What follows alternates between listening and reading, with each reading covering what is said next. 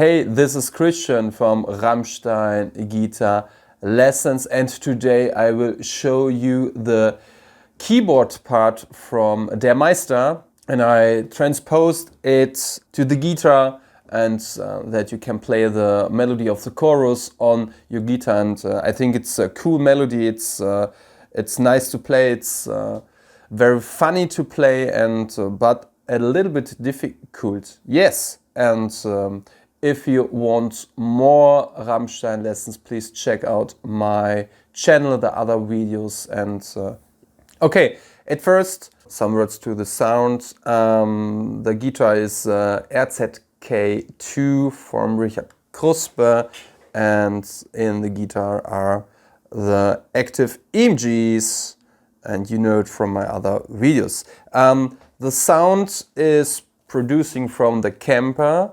You see it in the background, and I choose a warm, clean sound, and I add a little bit chorus, reverb, and a little bit delay.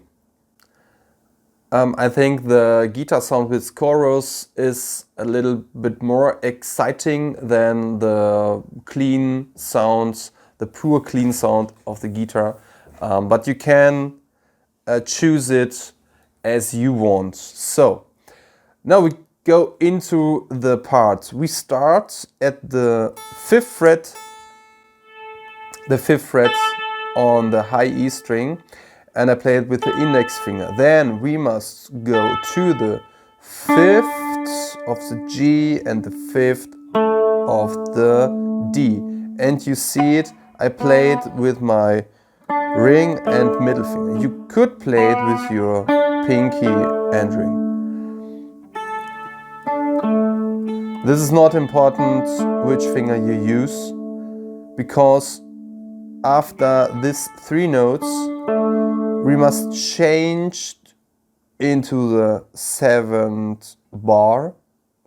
In Germany we say siebte Lage, the seventh Lage, the seventh position, and I go with my index finger into a barré on the 7, 7, 7 on the B, H, G and D string. And now I play the melody. I go with my index finger over the D string, because to mute it, if I lose my fingers and go like this and into the G string, there's a possibility that the D string is ringing throughout the other notes, and this I don't want. Then because of this I place my my index finger to the string, but I don't play it. So the 7 on the B, then the G, then the B again. Then we go with our middle finger into the 8, then 7 on the B string, then 9 with our ring finger into the G string, and then back to the B string. 8, 7, 9, 7. This is the first melody.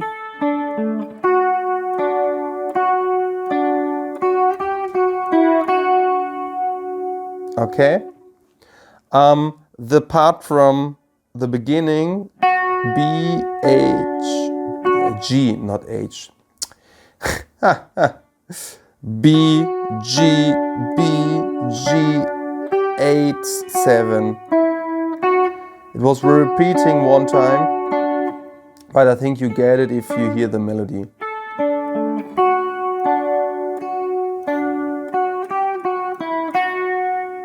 So this is the first part. 5, 7, 7, and then switch to the 7th position. And there are some other notes, a lot of notes that they say that these notes will play long and then short, short. If you hear exactly to the song, I think it's like equal notes. All notes are equal to each other, but it's hard to get. Play it like you want, play it like you hear it from the song. And you see these notes are a little bit faster. The other notes are fourth notes or a little bit longer fourth notes, and these are 8 notes. Then we go to a chord, then we slide with the index finger, and now you see the sense of the index finger in the D string. We go to the 9th fret of the D string, and then we go with our ring finger into the 12th of the G and the 12th of the B string. And this is a stretching, a little bit difficult stretching for your fingers, but I think you could manage it if you practice it a little bit. So 9, 12, 12. And the hard thing is to get over from this part to the 9th fret.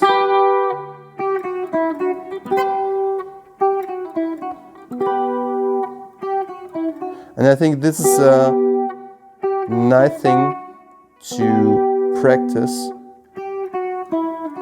And to the 9, and then you must play only these 3 strings, D, G, B. And then right after that we play 12 on the G, 11 on the G, 9. And then 11, and you could make a little bit vibrato on it. So, again, 9, or there are 2 versions, 12, 11, 9, or you play 12, 11, 9, 11. Also, it's hard to hear from the song, but I think it's 9.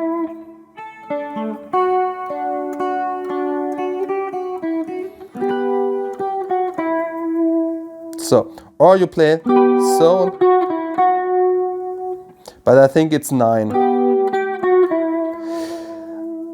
These parts are very difficult to hear from the song because Flake sound is a little bit noisy or indifferent, and they are the other instruments and they're still singing over it. But I think 9, it's correct. Then we play a little 2 voice chord, 7 on the G and 10 on the B. So we play it, then 8, 7 on the B, and then 7 on the G. And you hear the rhythm. I played and hold the note, and then da da da da da da da da da. 10, 8, 7, and 7 on the G, and let it ring a little bit. So then again on the second time. So, but we don't let the G string, the 7th,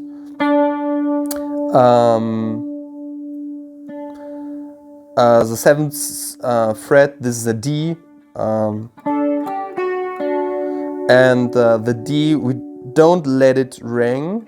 We play right after that the 7 on the B string, And then we play the 10, 11 and 12.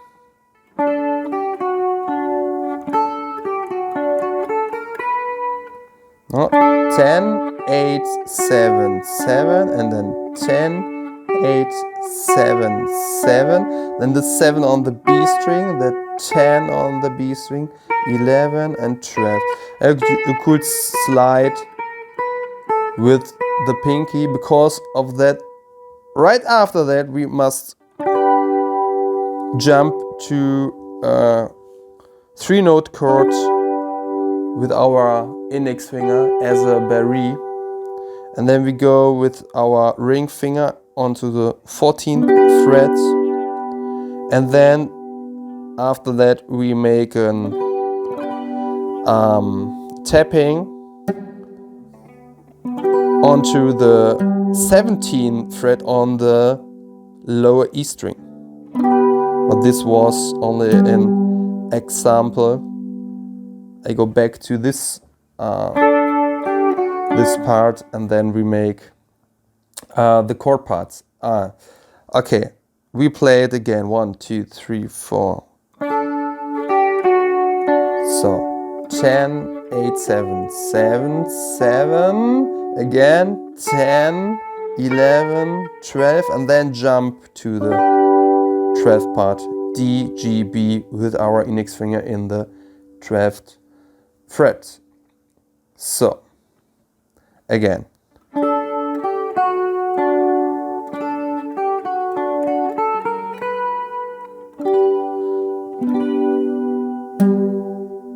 So, let's go into the chord parts. 12th fret, D, G, B. Then ring finger into the 14th fret on the A string, and then you must stretch your hands, stretch your ankles, because you must play the A string without touching the D string. This is a little bit hard. You need a good hand positioning, a good finger positioning. And then after this chord, you can make a tapping onto the 7th fret. Or you try to middle finger, 7th fret with your pinky, and then play it, but you hear it's very hard. It's a keyboard chord, and throughout the D string or the drop D tuning, it's hard to get here. If we weren't on the D tuning, we could play it on the 15th fret, and then it could be like this or like this. But this sounds that it doesn't sound good, and this is the most accurate position. Okay, then let us repeat it.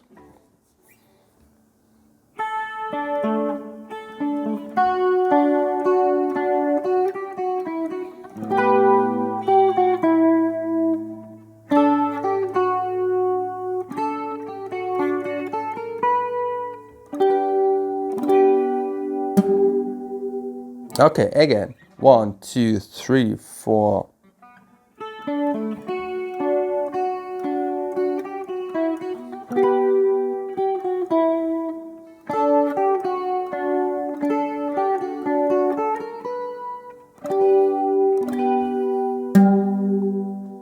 And again for you. 1, 2, 3, 4.